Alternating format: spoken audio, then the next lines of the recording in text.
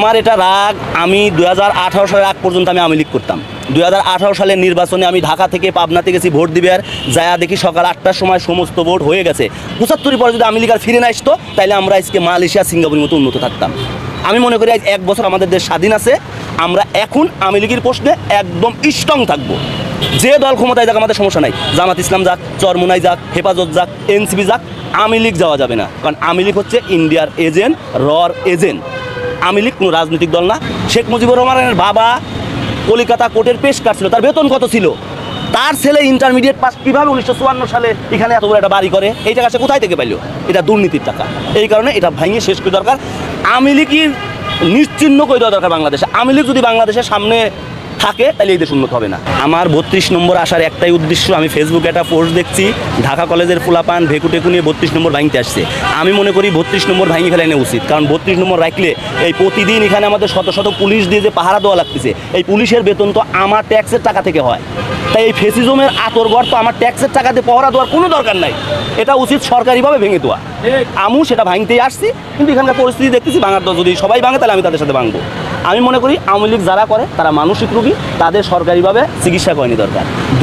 1 বছর আগে শেখ হাসিনা 2000 স্টুডেন্টকে আমাদের দেশ থেকে মারিয়ে ইন্ডিয়া যা পলাইছে, সে আবার ওখান থেকে এখন ভিডিও কলে কথা বলে, অডিও কলে কথা বলে, লকডাউন কর্মসূচি ঘোষণা করে। এগুলো আমার কাছে হাস্যকর মনে হয়, এগুলো হাস্যকর মনে হয়। এই কারণে আমার 32 নম্বর আসার এই যে উদ্দেশ্য, 32 নম্বরটা ভাঙিয়ে একদম মাটির সাথে মিশিয়ে এখানে একটা ফুটবল খেলার মাঠ অথবা একটা হসপিটাল, মানে জনকল্যাণমূলক কোনো কাজ করা দরকার। কারণ এই জমিটা শেখ মুজিবুর রহমান 54 সালে যে মন্ত্রী সভার সদস্য হয়েছিল, 2 মাস মন্ত্রী ছিল, সেই দুর্নীতির টাকা দিয়ে এই ধানমন্ডি 32 নম্বর বাড়িটা করছে। তার মানে এই বাড়িটা দুর্নীতির টাকার করা, এটা এখন ভাঙিয়ে রাষ্ট্রীয় কোষাগারে জমা করে দেওয়া দরকার।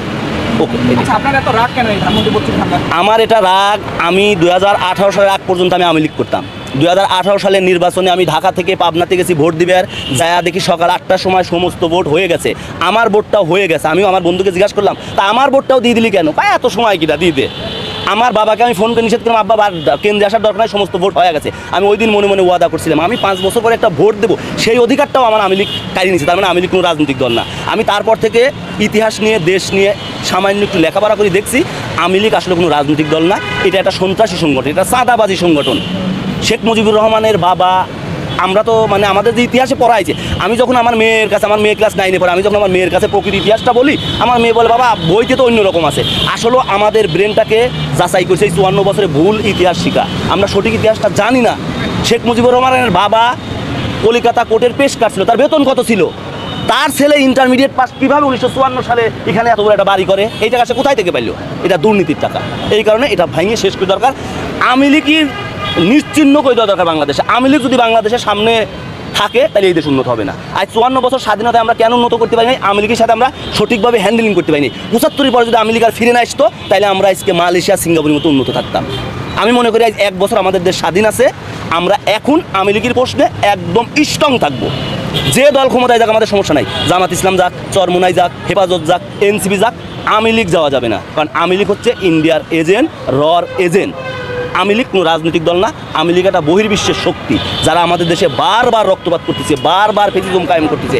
আপনি 72 থেকে 75-এর ইতিহাসটা জানিয়ে দেখেন, 74-এর দুর্ভিক্ষে কত লোক মারা গেছে, আপনি সঠিক ইতিহাসটা জানিয়ে দেখেন। এটা আমাদেরকে জানাইনি হয় নাই, আমাদের প্রকৃত ইতিহাসটাকে ভুলিয়ে রাখা হয়েছে। কিন্তু এখন আমরা ইউটিউব ইন্টারনেটের যুগে সেগুলি জানি, আমরা সবাই সচেতন হচ্ছি। আমি দেশবাসীকেও কই, আপনারা সবাই সচেতন হন। আওয়ামী লীগের বিষয়ে স্টেজ অবস্থান, আওয়ামী লীগের কোনো স্পেস নেই এই দেশে। অবশ্যই পরাধীন ছিলাম, কারণ আমরা এতদিন পরাধীন না থাকলে আমাদের দেশ অনেক উন্নত হওয়ার কথা। হাসিনা মাগি আমাদের রিজার্ভ $13 বিলিয়ন নিয়ে আসছিল, 1 বছরের মাথায় আমাদের রিজার্ভ এখন $32 বিলিয়ন। আমাদের ব্যাংকগুলো ভালো চলতেছে। কিছু আইন শৃঙ্খলার সমস্যা আছে, কারণ যে দেশের পুলিশ নিরাপত্তার জন্য জনগণের কাছে গেছিল, আমাদের 600 থানার ভিতর 450 থানা পুরা দেওয়া হয়েছিল। সে দেশে একটু আইন শৃঙ্খলা অবনতি হবেই। আমি মনে করি যে কোনো একটা নির্বাচিত সরকার আসলে এটা ঠিক হয়ে যাবে। কিন্তু যেই নির্বাচিত সরকার আসুক, আমাদের সবার চোখ কান খোলা রাখতে হবে। আমরা যেন আওয়ামী লীগ প্রশ্নে যেন কঠোর থাকি, আওয়ামী লীগের যেন কোনো স্পেস না দেয়, আওয়ামী লীগের সাথে যেন কেউ কোনো আপোষ না করে। যে আওয়ামী লীগের সাথে আপোষ করবে তাদেরকে আপনার সামনে নির্বাচনে ভোট দিন না। আচ্ছা শোনেন, আরেকটা কথা, এই যে শিশুদের বই আপনার মেয়ে বলেছে যে বঙ্গবন্ধুর কথা ভালো লিখেছে, তাইলে কি মানে আই ওয়াশ করার জন্য বঙ্গবন্ধুর কথা বইয়ে ভালো লিখে মানে বাঙালি জাতিকে আই ওয়াশ করে কি ধোঁকা দিয়ে? অবশ্যই আমাদের সাথে 54 বছর ইতিহাস, যে লোক যুদ্ধই করে নাই আমরা সেই লোককে জাতির পিতা বানালাইছি। শেখ মুজিবুর রহমান জানতোই না বাংলাদেশে 9 মাস যুদ্ধ হয়েছে, সে 25শে মার্চ রাতে নিজে আত্মসমর্পণ করে পাকিস্তান চলে গেছে। যে লোক জানে না এই দেশে যুদ্ধই হয়েছে, আমরা তাকে জাতির পিতা বানালাইছি। কত বড় মূর্খ জাতি আমরা, কত বড় মূর্খ জাতি আমরা। শেখ মুজিবুর রহমান 9 মাস বসে বসে ছাগলের রান খাইছে ইন্ডিয়াতে, তার ছেলে মেয়ে ক্যান্টনমেন্টে ছিল, শেখ হাসিনার বাচ্চা হয়েছে ক্যান্টনমেন্টে। তাহলে এটা কীভাবে বোঝা যায় যে তারা যুদ্ধে অংশগ্রহণ করছিল? এবং আওয়ামী লীগের যখন নেতাকর্মীরা গেছিল সবাই কলিকাতা যায় খাট কাঁপাইছে। ওই ইতিহাস আমরা পড়ছি। এই ইতিহাস নতুন করে লিখতে হবে। বাংলাদেশের জন্মের ইতিহাসে আওয়ামী লীগের যতটুকু নাম আছে ওটুকু আমরা মুছে দেবো। আপনি তো আওয়ামী লীগ করতেন, তাহলে আমি আওয়ামী লীগ করতাম, এটা তো কোনো অন্যায় না, কারণ এটা আমি স্টুডেন্ট লাইফে করতাম, আমি ছোটোবেলায় করতাম। কিন্তু আমি যখন বড় হওয়ার পরে বুঝছি তখন আমি কান ধরিয়ে ফেসবুকে স্ট্যাটাস দিয়ে আমি আওয়ামী লীগ থেকে বেরোয় আসছি। আমি সর্বশেষ করছি 2018 সাল পর্যন্ত আওয়ামী লীগ, তারপরে আওয়ামী লীগকে আমি ঘৃণা করি। বাড়ি ভাঙার আশাটা আপনার কতটুকু করতে পারবেন? আমি এখনো এখানে সন্ধ্যা পর্যন্ত থাকবো। সবাই যদি বাড়ি ভাঙে আমি নিজ হাতে বাড়ি ভাঙবো, কারণ গতবার যারা ভাঙছিল আমার অফিস এখানে এই ধানমন্ডি আবাহনী মাঠের কোনায়। আমি ওই দিকে যাচ্ছিলাম কিন্তু আমি জানতাম না যে আজকে বাড়ি ভাঙা হবে। বাসায় যাওয়ার পরে বাড়ি ভাঙতে আর আসতে পারিনি। তাই আজকে তো ফেসবুকে পোস্ট পাইছি ঢাকা কলেজের পোলাপান নাকি বাড়িতে ভাঙি সমান করে দেবে, এই কারণে আমি দ্রুত চলে আসছি এখানে। এটা আমার মনের আশাটা আমি পূরণ করবো, বাইরে ভাঙি সমান করে দেবো। আচ্ছা, সবাইকে আরো ডাকবেন কিনা? অবশ্যই আমি বাংলাদেশের সমস্ত আপমন জনসাধারণকে, যারা দেশপ্রেমিক তাদেরকে মনে করি এখানে আসেন আজকের এই দিন উপলক্ষে এই মজিদ চূড়ার বাড়িতে ভাঙি আমরা সমান খেলাই। আরেকবার এই সামনের টাকা বলেন, সামনের টাকা বলেন, এই কথাটা বলেন। আমি দেশবাসীকে আহ্বান জানি, যারা দেশপ্রেমিক, যারা দেশকে ভালোবাসেন তারা 32 নম্বরে চলে আসেন। আমরা মজিবারের অবশিষ্ট বাড়িটুক ভাঙিয়া সমান করিয়া নাই টয়লেট বানাই, নাই হসপিটাল বানাই, নাই খেলার মাঠ বানাই, এটা জনকল্যাণমূলক কাজে আমরা ব্যবহার করি। এই জমিটা ফেলে রেখে লাভ নাই।